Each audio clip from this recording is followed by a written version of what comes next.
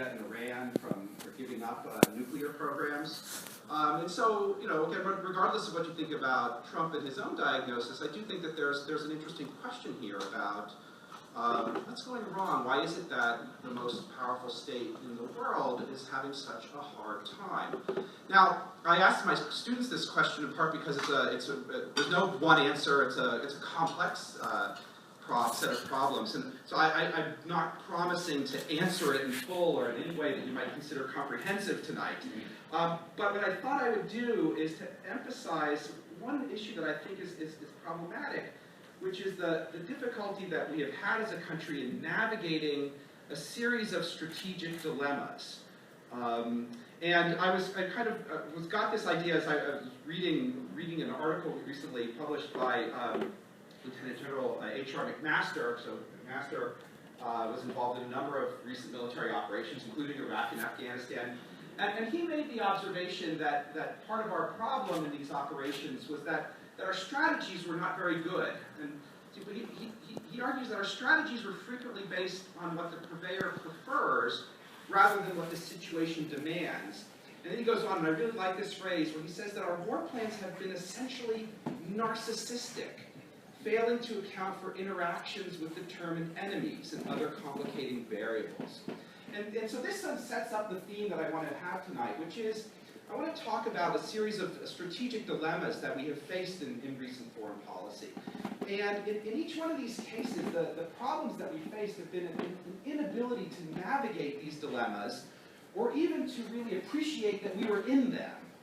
And one of the common features of these dilemmas is that our adversaries, or the other side in our interactions, they have preferences, they have interests, they have strategies, they get a move, okay? And so even though you're the most powerful state in the world, your adversaries can often implement strategies that render your power either ineffective or counterproductive. And so part of the problem that we face, I want to suggest, is that we haven't navigated that problem, or even recognized it very well. So, in particular, three dilemmas that I want to talk about. I want to talk about what I call the force versus restraint dilemma. This is a problem that arises when trying to deal with non-state militarized groups like insurgencies in Iraq and Afghanistan, or terrorist organizations. The second dilemma is what we refer to as the stakes versus leverage dilemma. And this is one that arises when trying to convince client states or client partners, governments, to enact reforms that you need them to enact in order to further your interests. And the third is what I'm going to call the coercion versus reassurance dilemma that I think arises particularly in the context of trying to convince potential proliferators to give up nuclear weapons or nuclear weapons programs. All right, so that's kind of my line of attack for tonight. I want to take on these three relatively briefly and give you a sense of these problems. So let me start with the force versus restraint problem. So, so here what I'm thinking about is an interaction that we've been involved in quite a bit recently, dealing with a variety of different armed non-state actors. You think about various insurgent groups in Iraq, the Taliban in Afghanistan, of course now ISIS, Al-Qaeda. Okay, and at one level you might think this shouldn't be that hard. Right? So here we are, the United States and our allies, really quite powerful, really the most powerful country really the world has ever seen, against a ragtag band of people who have signed up for, you know, a pretty extreme mission. Certainly, you know, we should be able to apply our power to defeat these groups. You know. Bomb them till the sand glows, or, you know, within 30 days, not a problem, as it was recently suggested. We could do something like that. So why, at first blush, why is it, in spite of this power asymmetry, we have such a hard time defeating these groups, right? And so part of the answer is that they're very good at embedding themselves within the populations in which they operate. So. Both the strategy of both terrorist organizations and insurgent groups is to embed themselves within their home populations. And the difficulty that we face is that by hiding within those populations, while you would like to maybe apply military force directly against these people, it can be very difficult, in fact, to apply military force discriminately, right, in a way that only targets the bad guys and does not target the home population. So repressive actions, military responses inevitably are going to impose costs on this population in which these groups are embedded. And this is problematic because there's a variety of ways in which the population is an actor in this interaction, and an actor whose cooperation we need, and that the non-state actors, the terrorists and insurgents, are trying desperately to have as well. We rely on the population often for information to tell us where are the bad guys, where are the arms caches, what are their plans. While at the same time, these terrorist groups and insurgent groups are trying to gain support from their home population. And this is precisely where the application of military power can be counterproductive, because it can lead the population, the targeted population, to cut off its cooperation and to radicalize and support the insurgent group. All right, so this is one strategic problem. So you might think that we're just in a conflict with the terrorists. The thing is that there's a third actor there who really matters.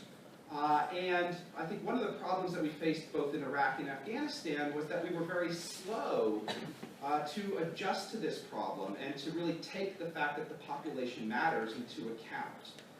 And what's more, that our enemy often had strategic advantages in exploiting cases when we would accidentally harm the population.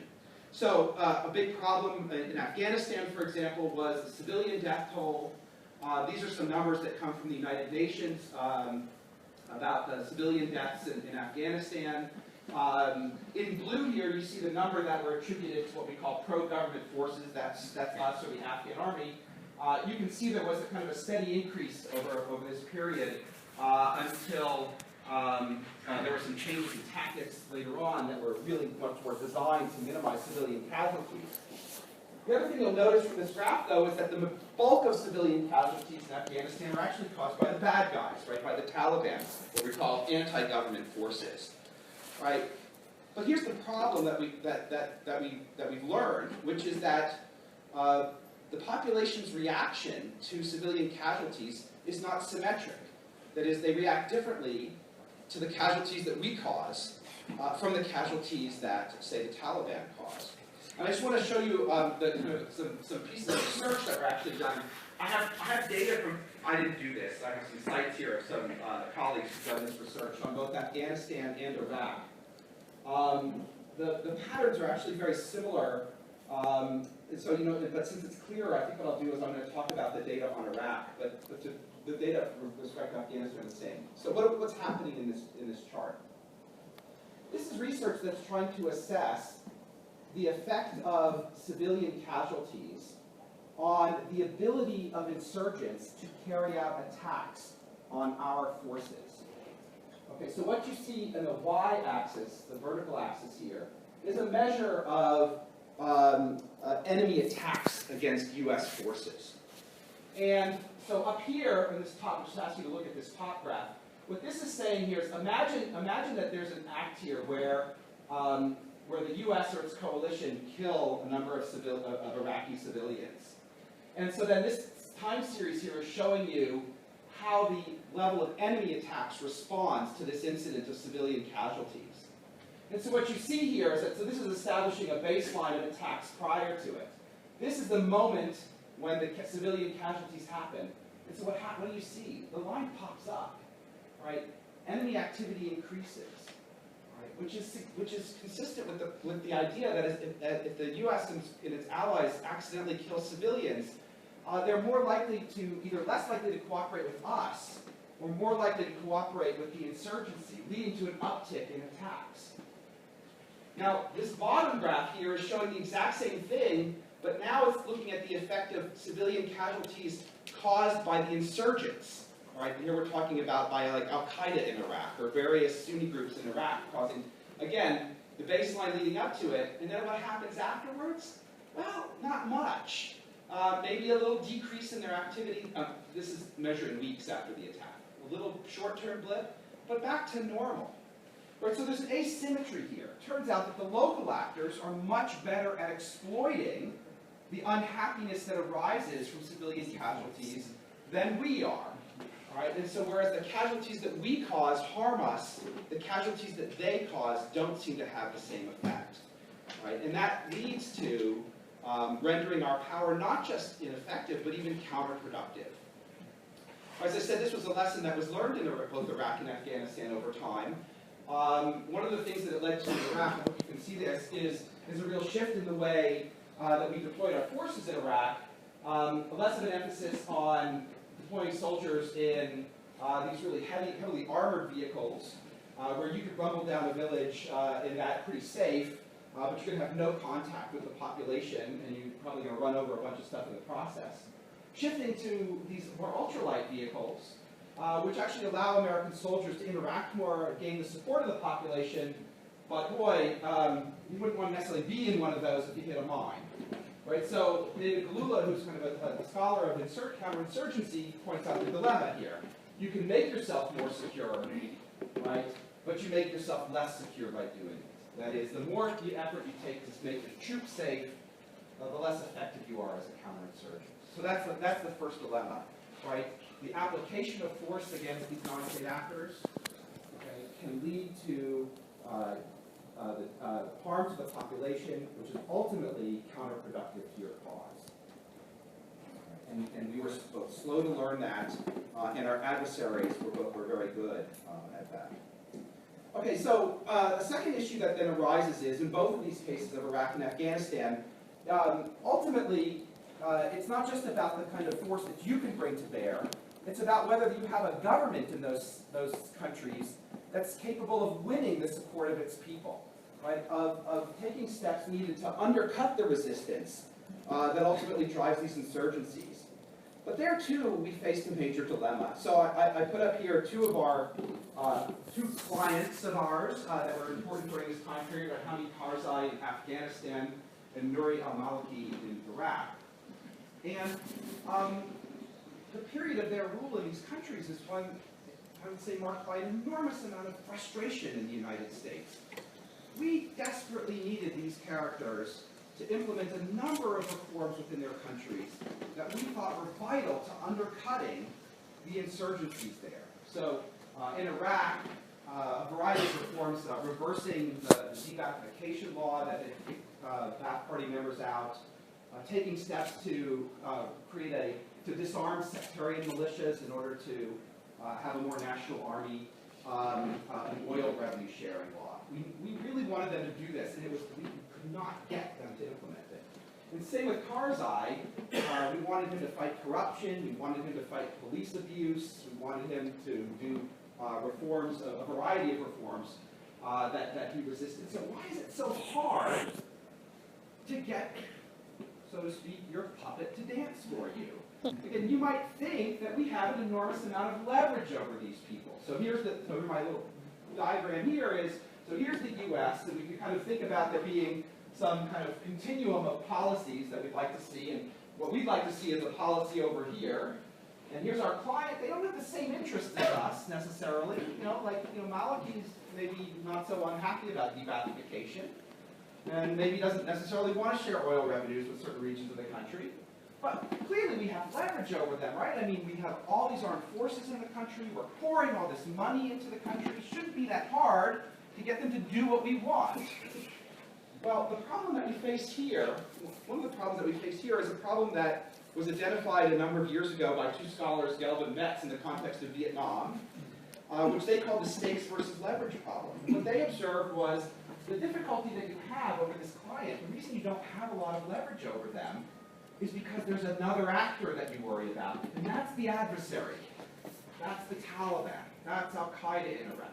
And as much as you don't like what your client's doing, these guys are much worse for you. All right, this is the stakes. This is what's at stake.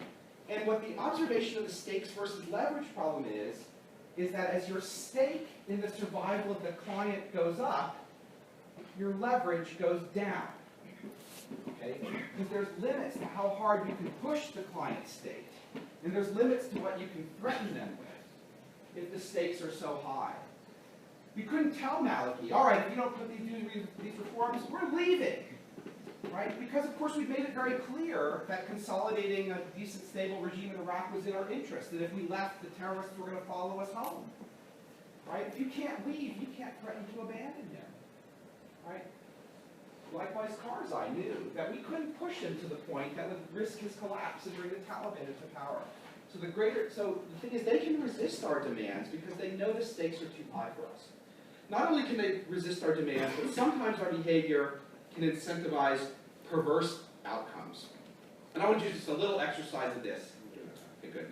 A little exercise of this. So I've asked the 3 students here to be my guinea pigs and help me out here. So you guys will stand up. I've got to credit my colleague Joe Felter, who's spent a lifetime fighting insurgencies. He does this, and I'm stealing it from him, but I want to credit him. So what I want you 3 to imagine is that you are provincial governors in Afghanistan. Each of you is running a province, and I'm the American coming in with a suitcase full of money. In this case, $100 Monopoly bills. All right, and why I've got this money? I got this money because I need these people to help us out and fight the Taliban and suppress insurgency in their area. So now, you. Sorry, your name? Justin. Okay, Justin. Your province is in horrible shape. The Taliban are running wild. My gosh, here. Look it up. Oh man, all right, here. There you go. You need a lot of resources to fight those guys, okay? There you go, all right. Now you're Kelsey. You're doing okay. There's a little bit of Taliban insurgency, so you're just here. That'll do it. And your province is wonderful. Thank you so much. You're doing such a great job. The American people thank you. So now I'm going to come back 6 months later. So, how you doing? Good. Good? Oh yeah, you're doing. You need more money? Yes. Okay, there you go. And how are you doing? They're taking over. Oh my gosh.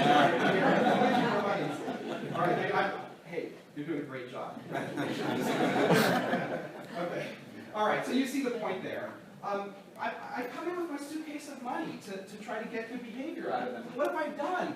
I've created the wrong incentives, right? I've created the incentive for them to keep that insurgency going. Because the minute they kill it, they're going to be, I'm sorry, you were Henry. You're going to be Henry and not get any money, right? So the problem here is this. So this again, I'm citing my source here, Joe Felter. So pointing out here that if you think about the amount of instability in an area, the level of insurgency or terrorism, and then on the y-axis here, just utility, like how happy we are, right? So this is us. Like our happiness goes down as the insurgency gets worse. The problem that we face is that if you look at our clients, like our provincial governors here, is that sometimes we create a situation where they have slightly different incentives, right? So maybe at the extreme, if the insurgency is really bad, they're in danger, and so they don't like that. But they have a kind of an incentive to keep them around, because the moment they succeed in wiping out the insurgency, the money goes away. All right, so this is another dilemma, right? So we end up, it makes sense to go in and try to give them this money, but what we end up doing is creating bad behavior, incentivizing bad behavior that leads to things being ineffective. Okay, so that's my second. All right, good. So that's my second dilemma. The third dilemma that I want to talk about, as I suggested, was in the context of nuclear disarmament. So, and here I'm thinking primarily about two cases that have been very hard for us, two nuts that have proven pretty hard for us to crack. One being North Korea, which of course we've been trying and failing for, let's see, 2.5 decades, 25, 26 years now, to prevent first to prevent them from getting a nuclear bomb, and then once they got them, to give them up. And then here we have Iran, and some centrifuges in Iran. So Iran has had a nuclear enrichment program. And as you know, we spent a very long time trying to get them to give that up, and only recently was a deal struck. You know, as Trump kind of as suggested by the Trump comment, I mean, the deal is maybe not as one-sided as he would like. Yes, Iran has agreed to some restrictions on its nuclear program. these may, they do not last forever. Some of these restrictions last 5 or 10 years, and so there's a danger down the road. And what's more, it led to the release of funds to Iraq, to Iran, that will be helpful to the Iranian regime. It's led to the relaxation of sanctions on Iran, which may help the Iranian regime. So, though at the moment we kind of do feel like that program is restrained, it was at the price of a deal that maybe more than some people wanted to pay. So what's going on here? Why is this so tough? So again, I want to suggest that to understand one of the difficulties here, it's a tough problem, but one of the difficulties here is again understanding the nature of the strategic problem. So here's my game theory. I was just showing you very simple, just a kind of a schematic to think about the strategic interaction here. So I think this may be one of the most common ways to think about this problem, the simplest way to think about this problem. So you think about an adversary like North Korea or Iran, and they have to decide whether they're going to disarm or not disarm. And then in response, we either have to punish them or accept that they're going to acquire the nuclear weapons. Right? And so if this is the game, right, then the obvious thing that the United States has to do is it has to threaten, and threaten very credibly, that it's going to punish our adversary if they don't disarm. Right? So, right, because the idea here is if you threaten a large enough punishment, then you incentivize them to go down that side of the tree and disarm. So from this perspective, it's just a matter of applying power to this problem. All you got to do is make the punishment really big, all right, so that the other side will decide that they don't want to face it. So you need to threaten force, you need to have really bad sanctions or whatnot.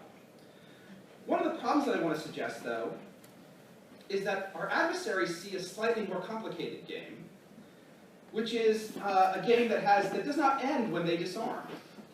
It's a game in which, after they disarm, there's a danger to them that they're going to face further demands from us. Okay, and this is important, particularly in cases like North Korea and Iran, where it's really important to remember, our conflicts with those countries long predate their nuclear programs. Right? The day after North Korea gives up its nuclear weapons, if it ever does so, it will still have a brutal totalitarian regime that exports technology, does all sorts of things we don't like. It'll just be a weaker such regime. And Iran, even if you took the Iranian nuclear program off the table, we still have a number of disputes with them, not only about human rights domestically, but also their support for Hezbollah and other militant groups, their hostility toward Israel, their hostility toward the Saudis and the like. All right, so from the perspective of the adversary, disarmament doesn't end the game. Disarmament creates danger that once they make themselves weaker by giving up these programs, they make themselves vulnerable to further demands. All right, so what that means is that if you're going to have any hope of convincing the other side to give up its weapons, it's not just enough to make the credible punishment over here. You also have to find a way to reassure them that if they are to weaken themselves, you're not going to then exploit that to make further demands. Okay? Because if you convince them that that's not true, then they may feel that they're better off resisting you. Okay? And just to kind of suggest that this is not just an abstract or theoretical problem, let me cite you 2 instances in which this was a big problem. So in 2003, Libyan leader Muammar Gaddafi agreed to a pretty significant disarmament package, giving up chemical weapons programs, emitting inspectors to confirm disarmament of nuclear programs. In exchange, we relaxed sanctions, and what's more, there was an explicit promise that we would not push further toward further reforms of the Libyan regime. Okay? And at the time, we may have meant that. All right, so Gaddafi disarmed with a promise of, we let you stay. Okay, well, fast forward to 2011, Libya has a civil war. Guess what? We intervened, and though it's often said that Gaddafi signed this deal in order to avoid the fate of Saddam Hussein, in fact, he's dead now. So this did not work out well for him. Now, I don't necessarily think we meant to break the promise. The point is that a promise of restraint from a great power like us is not always easy to keep. And it's not just us. So in 1994, the Ukraine agreed to give up its nuclear weapons, right? Nuclear weapons that were left on its soil when the Soviet Union broke up. In exchange for giving its nuclear weapons back to Russia, there was a deal. Russia promised that it would respect Ukraine's territorial integrity and not interfere in its domestic affairs. And so fast forward to 2014, Russia has violated that aspect of it. So the point here is to understand, from the perspective of the state that's being asked to disarm, this is a risky step, right? And therefore, if you want them to do it without a fight, you have to find ways to reassure them, as challenging as that is.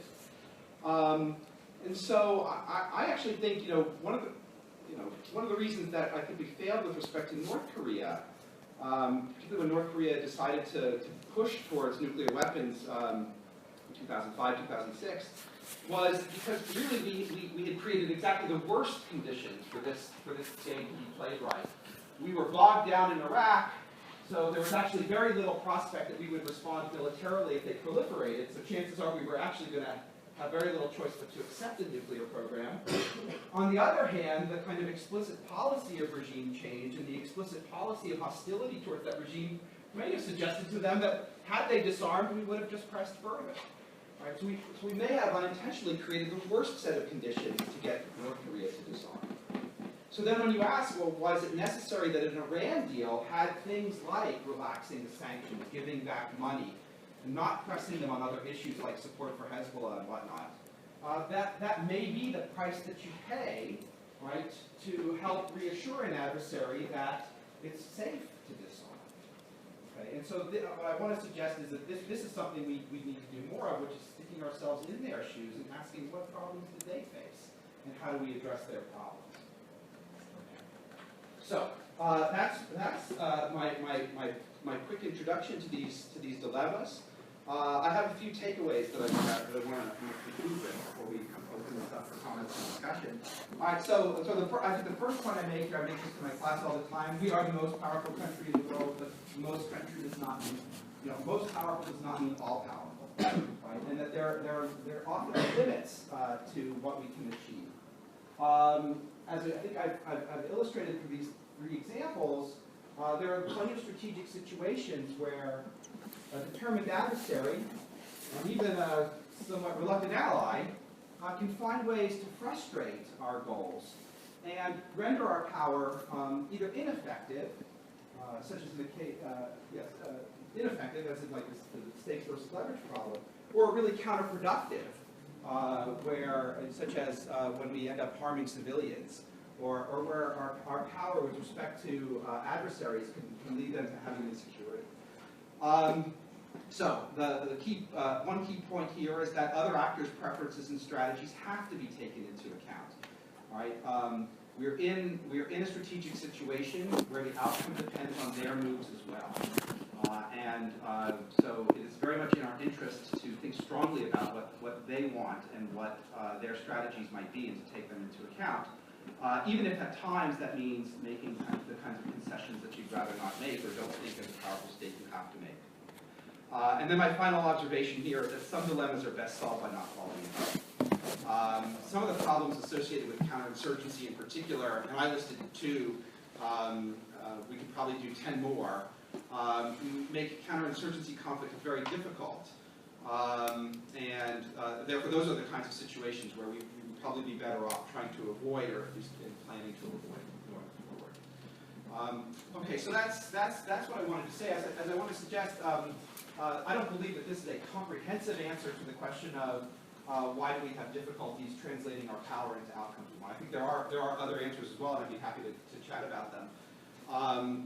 But I do think that the idea that we cannot be narcissistic, that we have to be strategic, is one that we would be well profit to learn. So I'll end there.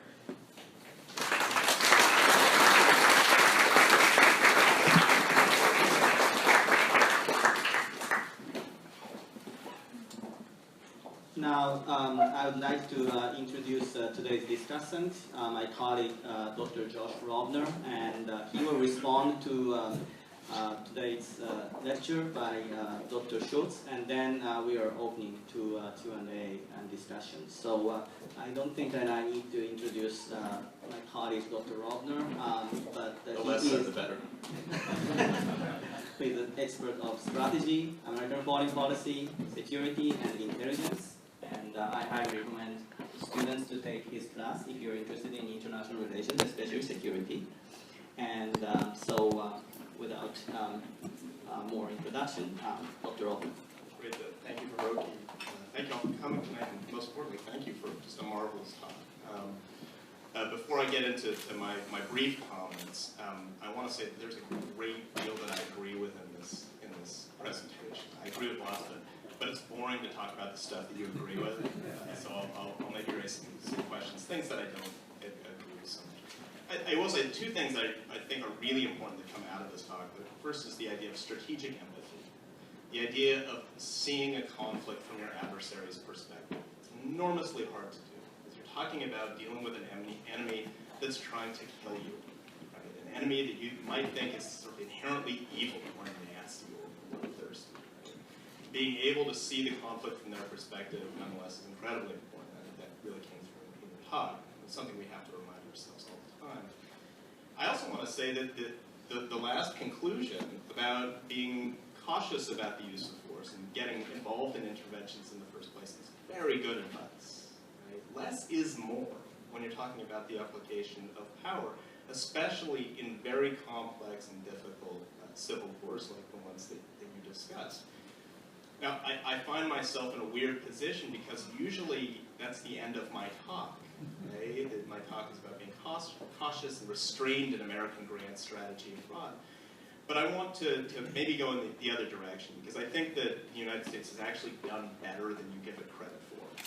I think the United States has actually done more winning than you give it credit for than the Donald gives us credit for. The United States has won in armed conflicts quite a lot since the end of the Cold War. The United States defeated Saddam Hussein. I'll give you a couple of examples. The United States defeated Saddam Hussein not just in 1991, but in the decade that followed. Iraq, which had been a very powerful and very lethal military power, armed with chemical and biological weapons, and a country which had a large and growing nuclear program, was eliminated as a security threat in the 1990s. That's not nothing. By the end of that decade, there was no candidate for hegemony over the Persian Gulf, something that we had worried about for decades. That prospect was gone. That security challenge had been eliminated. I'll give you a second example from more recent times. Al-Qaeda. Al-Qaeda in the 1990s is a unique and horrifying terrorist organization. There really had never been anything like it. It was well-armed, it was well-funded, it was led by charismatic men, and it had gigantic aspirations, mass killing, and huge social and political change. That organization no longer exists. It has been removed as a security threat. Its leaders are all dead or in prison, its funds were dried up, its ability to reach out and touch us was removed. Right? These are non-trivial victories. The problem is that in both cases, the United States failed to recognize its victories. And rather than celebrating its limited successes, decided to move the goalpost and go for something much more ambitious. In the case of Iraq, we decided by the end of the 1990s that having Saddam in place at all was simply unacceptable. Regardless of Iraqi power, regardless of whether or not Iraq presented a threat to anybody, we decided that in Iraq, with the Ba'ath regime in power, was simply unacceptable.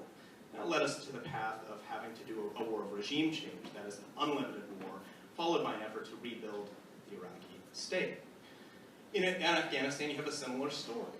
And the United States did a terrific job taking down al-Qaeda, the authors of 9/11.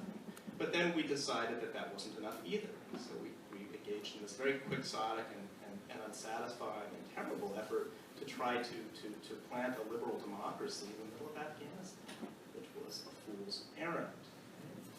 I don't think these decisions were accidental. I don't think that they are only a problem that the United States faces. I think that this is one of the terrible cases of being victims of your own success. When a country is so overwhelmingly powerful, as the United States became after the Cold War, it has very little incentive to hold itself back. It has very little incentive to resist the temptation to stop. The desire to do more, to spread one's values, to spread one's ideals, is irresistible when your enemies are so relatively weak and vulnerable to your military power. So we kept grasping for more. So this suggests a somewhat different dilemma, a different way of thinking about victory and failure. The problem is that not that the United States never wins. Right? Donald's wrong. H.R. McMaster, who will be coming here in a couple months, is wrong. Don't tell him I said that.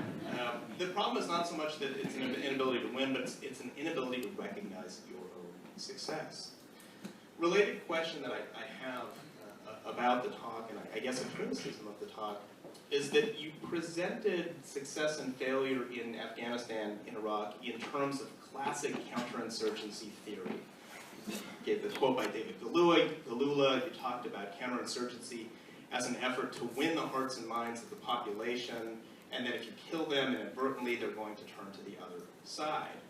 This is a very old model of counterinsurgency, and I think it doesn't actually tell us that much about either Afghanistan or Iraq. Frankly, I don't think it tells us much about any of these conflicts. Let me give you an alternate way of looking at the wars that we've been in. These are not three-sided counterinsurgency conflicts with a big population, an insurgent group, and a government trying to win the love of the people. These are nasty, violent, ruthless civil wars in which a lot of very ruthless people and a lot of different groups are competing for power. And the outcome of that contest, that civil war, is part of the long-term process of building a new state, which means first establishing authority, forcing people to obey institutions. This is not pleasant, this is not nice. It has very little to do with simply protecting people or appealing to their sense of political grievances, and it has everything to do with establishing a new political order. Okay? Now, civil wars, as our speaker knows as well as anybody, takes a long, long time. They're really long, protracted, ugly, terrible things. They're not solved in 10 years. They're usually solved in a long time. In our own political history, our own civil war, it took us 80 years to even begin it, 5 years to fight it, another century to resolve it. Civil wars take forever, right? Resolving basic issues of who rules in society. What does this mean for American conceptions of victory and defeat, and American conceptions of strategy in these wars? Well, I'll give you good news and bad news. The good news is that if you view these as civil wars and you really only care about killing the groups that can reach out and touch you, like Al-Qaeda, you can achieve those goals. Most insurgent groups actually lose. The vast majorities of groups that rise up against state enemies lose, and lose terribly and comprehensively. So if the goal is simply to take down a group that threatens you, we can do that quite well. So the strategic advice would be, don't avoid the temptation to go in, but just keep your expectations manageable. A second implication is that if you really are interested in being involved in the state-building process, you really want to shepherd a new country into existence out of a civil war, you have to be willing to make a lot of ethical sacrifices. That is, instead of doing the nice thing, which is protecting the population and winning their hearts and minds on the surface of gaining legitimacy, you pick a side that's likely to win, you support them, and you turn the other way as they do terribly ruthless things to establish political power in that society. Finally, the third thing I'll say, and I'm sorry if I'm going over, the third thing I'll say is I have very little criticism about the section on arms control, and the whole discussion of leverage I thought was brilliant, and I really have nothing to say about it. But it just reinforces the point that I made at the start about being unsatisfied with your successes. When you're the United States and it comes to making a deal with Iran, for instance, it's very possible to get a deal that's workable. You give a little, you get a little. Iran gave a lot. They gave up large parts of their nuclear program. Right? They're left with a very small capacity. The United States had to give back. It relaxed frozen funds. It gave Iran an out in about 15 years, right? This was a deal, and a deal involves giving on both sides. For the United States, we don't like making deals. We don't like making deals with regimes which are much smaller, weaker than the United States. Why would you have to make a deal with a country that you don't have to, given relative power disparities? And you especially don't like making deals with truly odious regimes. And make no mistake, the Iranian regime is truly odious. It has done terrible things. So we're in this weird situation, once again, where the United States has all of the resources and all of the power advantages, right? And was able to translate those into limited political gains, but finds it very difficult to accept limited victories. Okay, thank you. Now I'd like to ask Dr. Schultz to respond briefly and then open up to the question. As you can see, this is an election year, and then the policy debates are all very simple and then too simple. But at the same time, for real policy debates, you need to discuss the nuances. Okay, great. Thank you for those comments. No, I really appreciate it. And actually, I agree with a lot of what you said. So we'll have to turn to the audience for more disagreement. But let me just let me actually second something that you said, but maybe put it in a slightly different way. You know, actually, I visited the Bush Museum earlier today. And so one of the quotes that appears more than once there is, I'm going to mangle it a little bit, of those who are given much is expected, right? And I think that's true in international politics as well. I mean, so part of the perception of failure is a product of power. And one of the things that we know is that as states become more powerful, they expand their ambitions. And they often expand their ambitions into things that are actually harder to achieve. And so there is a sense in which there's kind of the reach exceeding the grasp that starts to happen here, the over commitment that starts to happen, which then where you can't stop with the minor victory but have to keep going on. And so that is almost yet another way in which the power itself becomes counterproductive because it pulls you into things that maybe are more than you can chew. With respect to the point about counterinsurgency, yeah. So, I mean, just to quibble a little bit. I mean, in the abstract, I would say, yeah. So civil war. It's a civil war, and it's about state building. And yeah, in maybe in an abstract sense, you pick the winner. You want to pick the winning side and let them wipe out the weak side, and that's how you get stability. I mean, we just didn't really have that option in Iraq or in Afghanistan. Like we kicked out the strong side as part of our policy, and so we created this dilemma. We had a side we had to beat, and it was a civil war. But you know, so insurgency is not an alternative to civil war. It's a technology of civil war, right? It's a way in which civil wars get fought, a way that relies on kind of non-conventional strategies. And so that's kind of, it's more about how do you defeat that strategy. And it turns out that, you know, in Iraq, you know, we were, you know, at least temporarily successful in beating down the insurgency, particularly Al-Qaeda in Iraq. And for reasons that are reasonably well understandable in this context. I mean, the part that gets the most maybe visibility, again, thinking about our trip to the Bush Museum, is the surge, right? The sending of the additional troops. But maybe more important than just that is two things. One of which I talked about, which was the kind of the change in strategy that accompanied that, which was this kind of the classic counterinsurgency doctrine. But then another aspect that really led to the pacification of Iraq was not something that we did, but that the other side did, which that the Al-Qaeda in Iraq overplayed its hand, seems to have engaged in a number of barbaric activities within the Sunni areas and alienated them, right? So clearly there's a point at which even the insurgents can alienate the population, and that led to this, what we call the Sunni awakening, the Anbar awakening, where the Sunni tribes turned against Al-Qaeda in Iraq and really helped us eliminate them. All right, so I do think in that regard, this idea that you really got to think about the population without alienating them, and that counterinsurgency strategy can work, seems to be borne out of this context. So, but I'll stop there. Okay, I'm sure that it's all straightforward and that you have no questions. Jim Hunt. Should the U.S. intervene in Syria?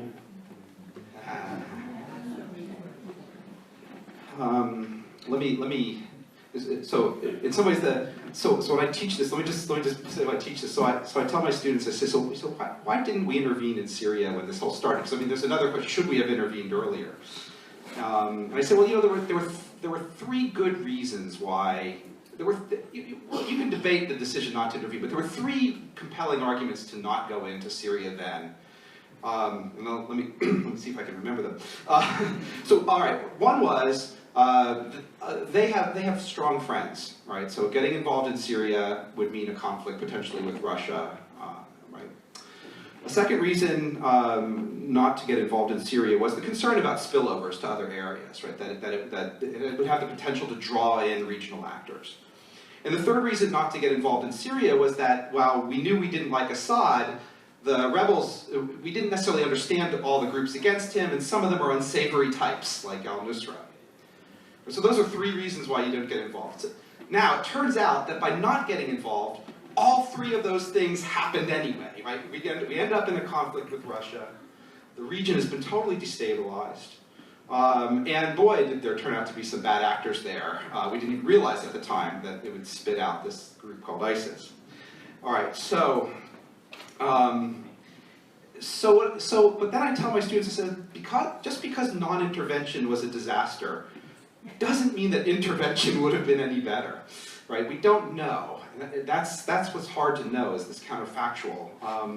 I think Obama underestimated the potential bad effects of intervention, but I don't necessarily second guess him, because intervention seemed very costly too.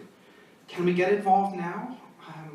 Not in a significant way that involves a significant number of ground troops. I don't see that. I think that the strategy of kind of supporting local actors to the extent that we can is probably the best we can do, recognizing that it's not great. A lot of local actors don't have the same interests as us. It's a mess, but I'd be curious to hear what you have to say. Not no, hell no. I don't mean to be flippant about it. The Syrian situation is absolutely awful. And it's absolutely the confluence of factors which gives us the least amount of leverage over anybody, right? I know that because I just listened to Ken's great talk, right?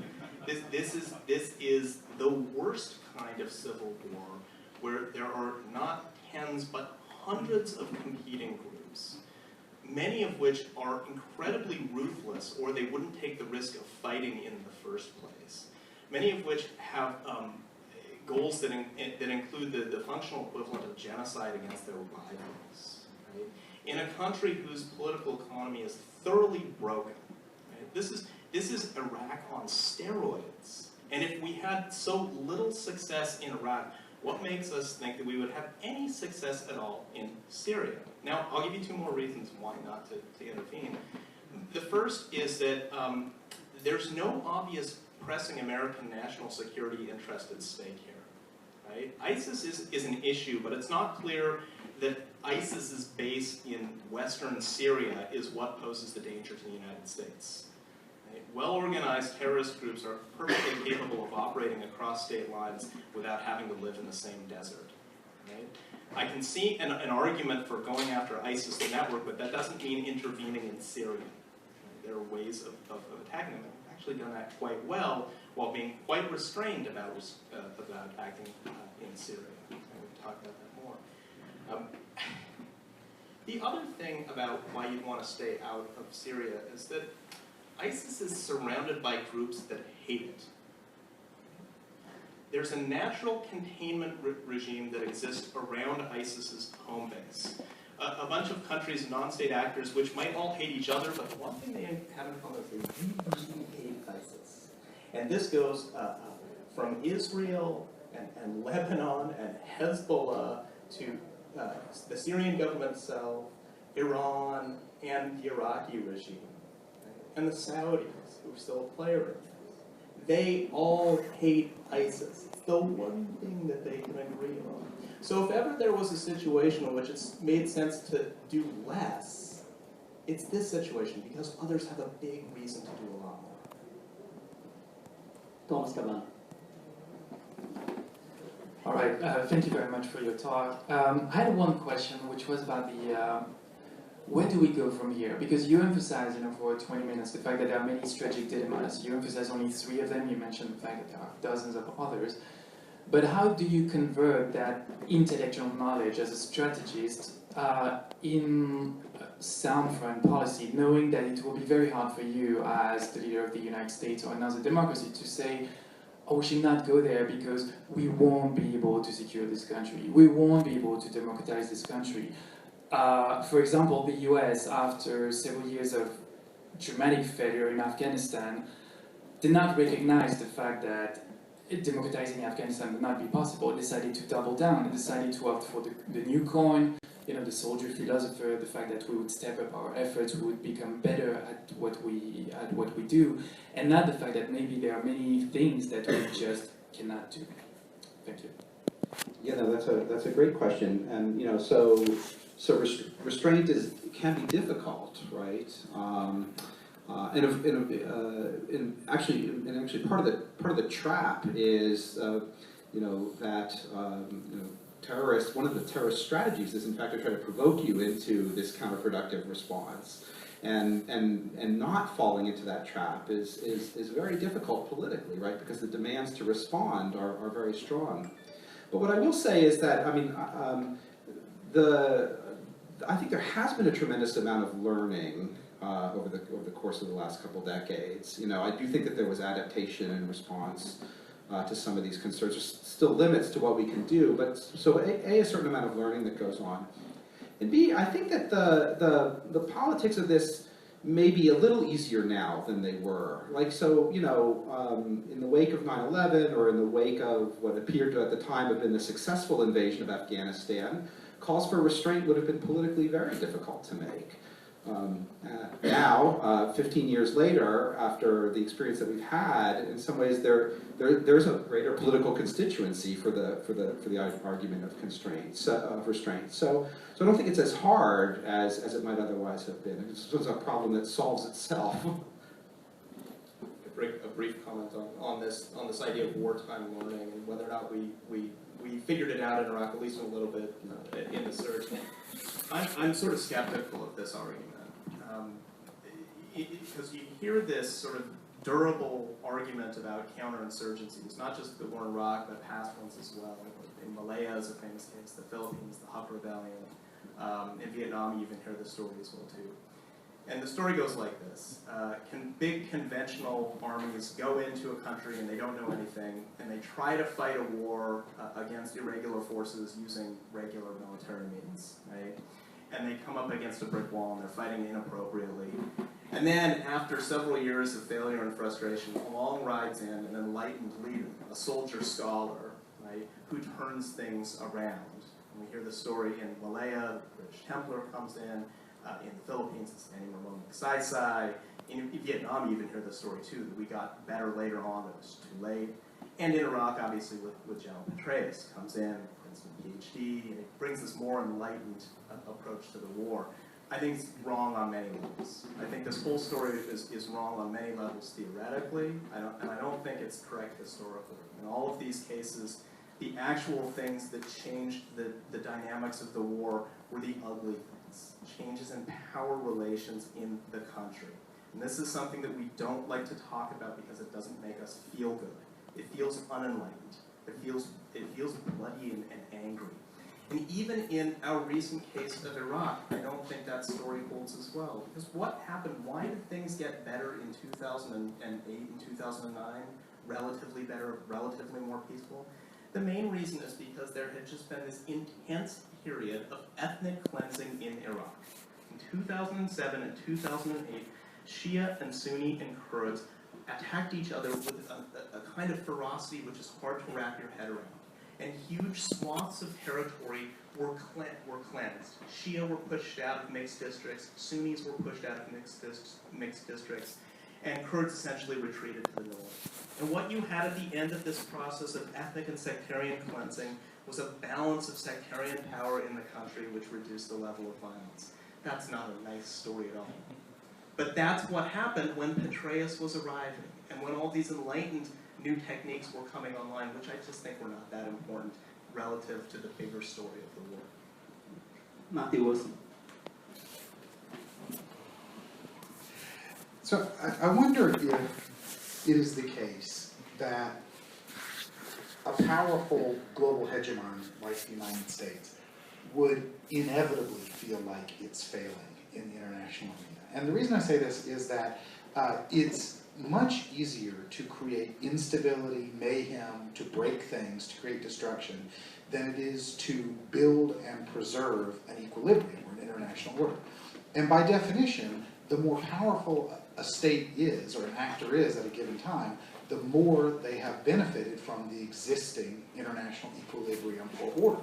And if your objective is ISIS's objective, which is create perpetual chaos, bloodbath, mayhem, the United States could do that all day long, right? We could create perpetual chaos, bloodbath, mayhem in every corner of the world, but that's not our objective, right? Our objective as the global hegemon is to preserve the existing equilibrium, order, stability. So is it therefore inevitable that a powerful state, the more powerful you are, the more susceptible you will be to exactly these frustrations that you're talking about, because necessarily your objective gets more and more difficult to maintain in the sense that it's preserving order, which is much harder than creating instability? Yeah, so I think you put your finger on a very important observation, and when I was in graduate school, people used to read these great books by Robert Gilpin, who is people don't read anymore, but he among others had a theory that was largely about hegemonic cycles. And it tended to have this quality to it where, you'd rise up to number one, but you can't stay there because there's any number of reasons that you identified why eventually you're gonna decline in relative fashion, and some other challenger's gonna take off. And so it's hard to stay up there. But I do think, so I think that's right, but there's still an enormous variation in how long countries manage to stay at the top, and so there may be better and worse ways of managing this problem. So while I do think there's a certain sense in which frustration and even decline are probably inevitable, with enough time, of course, almost anything's inevitable. So the real question is, can you manage these things? And this is where less is more comes in, which is about preserving the moment of leadership that you have, as opposed to squandering the moment of leadership that you have. Just really quick on this point, I agree entirely that the goal is to preserve this ideal situation. The United States is extraordinarily powerful. In world historical terms, there's never been anything like the United States. The one thing that I might question is whether or not the United States is really a status quo power, that the goal is simply preserving the status quo. My read on U.S. foreign policy since the Cold War is completely opposite. The United States is not a status quo power. The United States has explicitly tried to expand the realm of democracies and free trading states in the world. It wants more of the world to look more like us. Whether you think this is a good idea or not is fine. You can debate that, but we've done it. We're very enthusiastic and energetic about regime change against rogue states that we didn't like. That's not the behavior of a status quo power. We're not a status quo power today. Right? We want China to become more democratic. We want China to become a part of the modern liberal order. This is the most important challenger to American authority, and we want it to change. That's not a status quo policy. So this is one of the sources of tension in international politics. American leaders constantly say we're just preserving the status quo. We like things the way they are. We want everybody to be happy with the status quo. And a lot of other states look at the U.S. and say, oh really? You should not act like that. Please. So I have a question about all of that and how the status quo is not what they want, and yet I think the dilemma that they have in the Middle East is that they are still looking at resolving issues within a status quo of the polities that exist there. As you posited, Mr. Rovner, that things in Iraq are better when things are really ugly and there was ethnic cleansing and everyone kind of went into their corners. But at the end of the day, you're keeping these civil wars within their four corners of the polity that they exist in. And same with Afghanistan and same with Syria. The one example that we have where there was a really ugly civil war that was genocidal as well, that we allowed everyone to kind of split apart, is Yugoslavia. And today Yugoslavia's ex-states are far more stable and capable of continuing on in a stable environment because the West said, that's okay, you can all split apart. The problem I see as the dilemma in the Middle East is that we're afraid to let them split apart. We're not sure what's going to happen if they split apart, so we don't want them to do it. And yet, if you allow them to split apart, as the Sunnis and the Shiites did in Iraq, and maybe even the Kurds can do and finally create their own Kurdistan, not every state will be perfect and stable, but they may be far less bloody and problematic, especially if many of them are smaller and capable of being governed by a hegemon from far away rather than watching the bloody ring battle that's going on. I'd just like to have your comments on that. Yeah, so that's a great question. And this question of is partition the solution to Syria is one that comes up quite frequently. I should say I would count myself among those who are very nervous about that strategy. So in the former Yugoslavia and particularly in the Bosnian case, you know, the kind of the partition of Bosnia into a Serb entity and a Muslim Croat entity, I mean, took place after several years of bloody war, but it really it required a very heavy external hand in terms of intervention and a pretty high level of international condominium to enforce it, at least initially. This was even a time when the Russians got along with us, and we, you know, kind of there was a significant international consensus in kind of policing this new entity. I don't see that in Syria or in the broader Middle East. It's like, so it's not clear that the actors on the ground want partition. It's not clear that we can impose it, and it's certainly not clear that we could enforce it afterwards, given the variety of interests that are there and the fact that, you know, there's not a great deal of international consensus at the same time. So I think partition or the kind of pushing towards that direction is an understandable reaction and frustration to see what the genocidal war that's going on. But there are serious costs associated with that too, and that's why that makes me nervous enough that I'm not willing to advocate that in any way as a solution. Yeah, just really quickly, and I agree with all of those comments. I think that in some cases, some sort of partitions can actually resolve internal security dilemmas. In the case of Syria, I don't think we have any agency to do that for them. I think that even if the next administration came in and said, okay, we're going to divide up Syria, we're going to draw a new map, I think this is a local fight. I think the local actors have 99% of the agency, and the United States does not. And again, this just gets to the bigger question that we talked about earlier, is that there are some cases in which international efforts can actually facilitate the end of civil wars, that international efforts can actually facilitate conflict resolution. We have cases, right? We have lots of cases of that. Syria ain't it. Syria is just, it's a recipe for more frustration and more cost. Gentlemen, yeah. Thank you for your wonderful talk. I have one sort of a conceptual question, but also a practical question, which I think goes back to the beginning of your talk, and that is, listening to your talk, it seems like U.S. domestic policy and foreign policy are completely separate.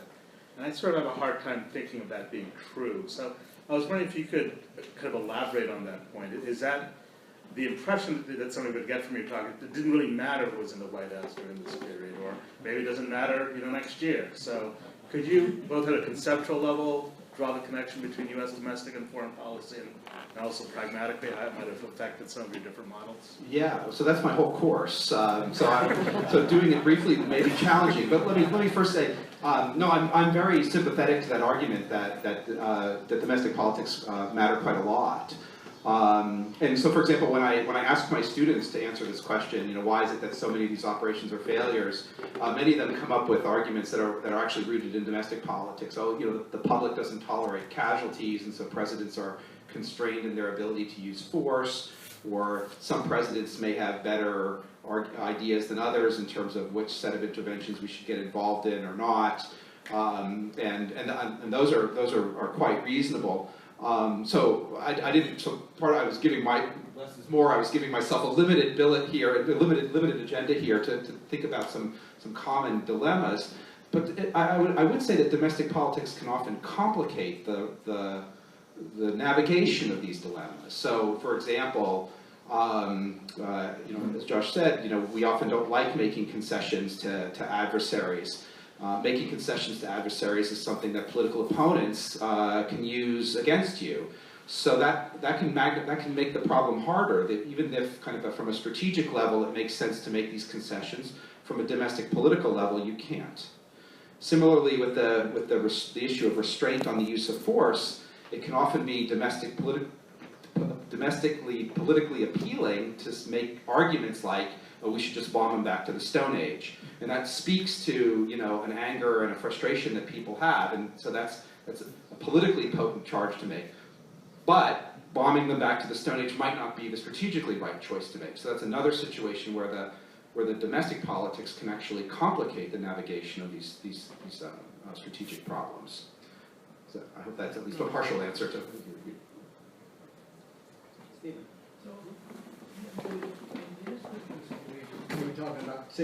We're talking about, for example, the Middle East at this point. You have a whole lot of adversaries, and it seems from a layman's point of view and lack of knowledge that almost none of the various players, from Iran to the US to the Russians, this series, anybody seems to have a common set of goals. It seems like everybody has a different agenda, and most of those agendas seem to be competing with one another. So is there ever a time in a situation like that where people are willing to kill to accomplish their goals, that a country like the US and maybe the Western world just sits back, does its best to contain it into a physical area so that it doesn't leak into Jordan, other than other than the refugee issues and things, and just let them fight it out, somewhat similar to perhaps what they had done back in the Balkans, and let them fight it out until they're spent, until they have nothing left to fight with, and then try to help them put their societies back together. That sounds like what you were advocating. So in some cases, the answer is yes. I argue that's largely what the United States has done in Syria since 2011. For several reasons, some of which I outlined, it has tried to push a containment strategy against Syria.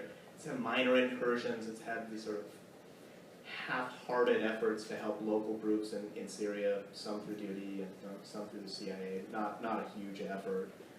An aerial campaign against ISIS later, but mostly this has been a story about containment.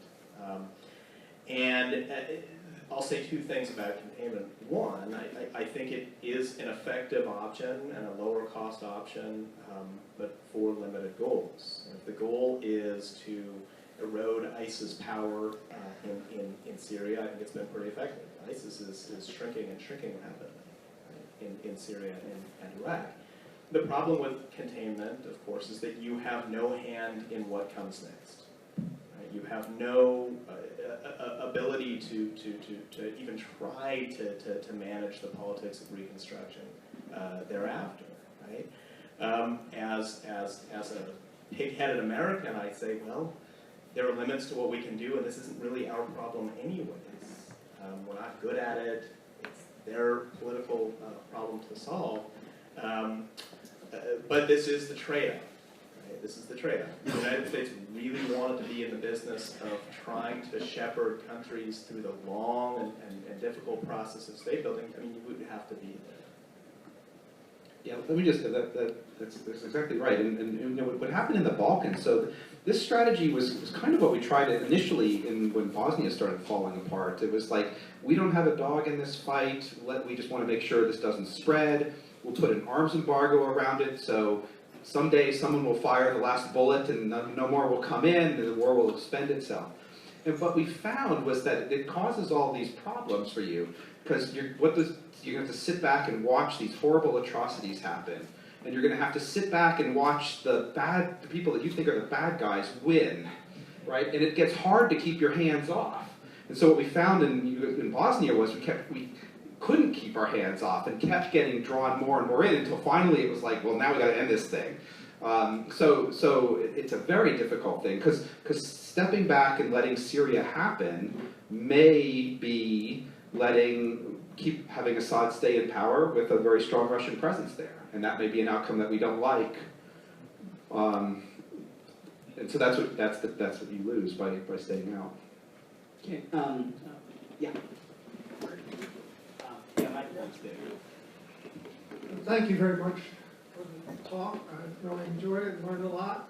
But I'm curious, our chief ally in the Middle East is Israel. And Netanyahu came to Congress, made that speech, a very powerful speech, about what a bad deal we have with Iran. And they've been extremely quiet in the other areas, and they're surrounded by, you know, what are they, 100 miles from Damascus, you know, Jerusalem, very close. So I'd like to hear what your feeling is about Israel and why they have done what they've done and why they haven't done more. I would like to take a little crack at this.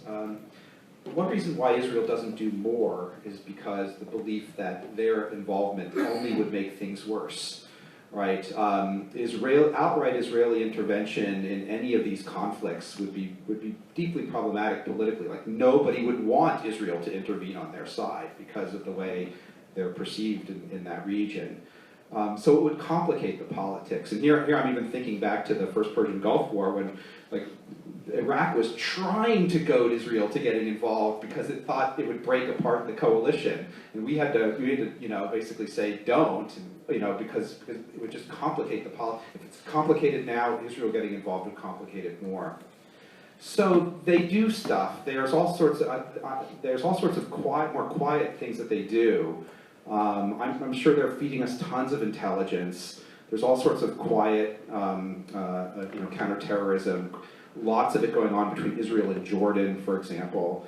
But they kind of, because of the way they're seen in that region, are doing stuff more behind the scenes. In terms of the Iran deal, yeah. So I've been to Israel a few times in the last few years. I can report to you that none of them are happy about it. I mean, that's like, Israelis love to argue about everything, but they pretty much agree. They don't like the Iran deal, you know, which is what it is. You know, so there the issue has been, is there a way to come up with some kind of a package that placates them, you know, in terms of, you know, I guess they're crafting an aid package and whatnot to see if we can essentially placate their concerns in that regard. But they're not going to be happy with the Iran deal. It's just one minor point to add on this is, I think the Israeli debate on the Iran deal is actually a little more intense than you give it credit for. There was substantial support for it. It wasn't overwhelming. The majority was against, but it wasn't 40 or 45% of the population supported the deal. That's not nothing. The one other thing, but on proliferation, Israel historically has had another way of dealing with nuclear proliferation in the region. The Osirak reactor in Iraq in 1981, an Israeli airstrike. Syria was building a reactor out in the desert, and the Israelis went and bombed it. Okay? Iranian nuclear scientists have this habit of getting blown up. Who's why? Israel might have been involved, not wink wink, with the Stuxnet attack on Stuxnet cyber attack on Iran's enrichment facility at Natanz. So I think that Israel's going in position towards the proliferation challenges. See what you can do physically to the capabilities first before you get involved in deal making. Last question here, please.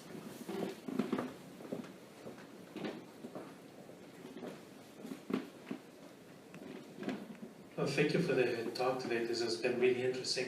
My question is on one of your takeaways and what Josh Ravner called strategic empathy.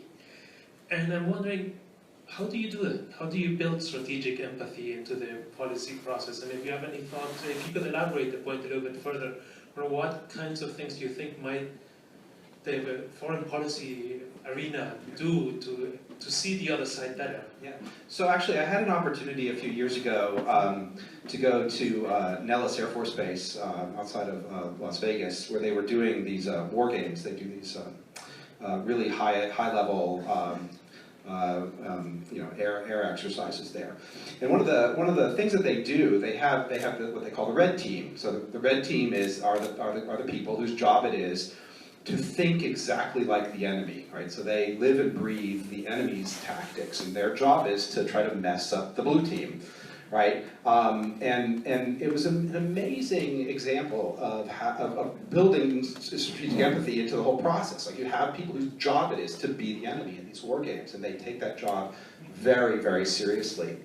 And so there is a kind of, war gaming in some senses is the right way to think about this, is that not just at this tactical level of fighter planes, but at a higher level, thinking about red teams and thinking about more institutionalizing this process where, have we thought hard enough about what the other side is thinking and what they will do?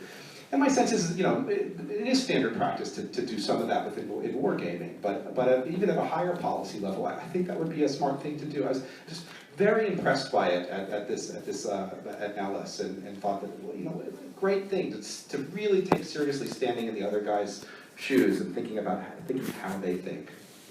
So very, very quickly, this does go on base at the war colleges. They do restrictive exercises. The intelligence community does some red teaming exercises as well. But I think, again, to echo Ken, this needs to be done at high levels. Right? We need to stop thinking about red teaming in terms of operators thinking about how the other guy would shoot your airplane down. But red teaming as in bringing people from the National Security Council outside of their office and forcing them to pretend that they were another party, walking through that exercise. And this can be very politically delicate. So, I'm aware of efforts to create these sort of opportunities for policymakers, senior policymakers. But I would have two suggestions about how to do it. One is do it very quietly, right? Out of the way. Don't stay in D.C. Right? Go out to rural Virginia. Go to a hotel. And really, if you want candid discussions along these lines, you have to do it quietly, and you don't want there to be some intrepid reporter spilling the beans, right? The other thing that I would suggest, and what's been tried in other venues, is use historical cases. Right? Historical cases where we don't have a dog in the fight, but we don't have emotional baggage wrapped up in it. And I'll give one story. The Naval War College wanted to introduce this kind of exercise in the early 70s. We're coming off of the Vietnam War. It was a terrible disappointment, and people's emotions were really hot. And they said, well, we have to teach people about this. We have to get them understanding what happened and why. The president of the college at the time says, well, we can't teach Vietnam because it's going to end up in a fist fight. It's so wrong, it's so visceral for the officers and the State Department officials, the intelligence people who are coming back to our classes. We can't teach it. So he said, well, let's discuss the Peloponnesian War. Let's substitute Thucydides, right, for what's going on in Vietnam. And it was a very, very clever decision because people didn't know who any of these strange Greek people were. They had no vested interest, and yet a lot of the things that happened in Vietnam had historical precedents. And they were able to go through this exercise of putting themselves into the shoes of a Spartan and not really realize what it was they were learning. Yeah, after this, you can all volunteer to be part of Spartan. Well, Dr. Robner is the director of the Security and Strategy program, another great program in the Tower Center. And this is the first program that we co-hosted the event together. And I think I really enjoyed the discussion. I hope you also enjoyed the discussion. Before closing the session, I would like to announce that we have so many events this semester, probably about 20 more events.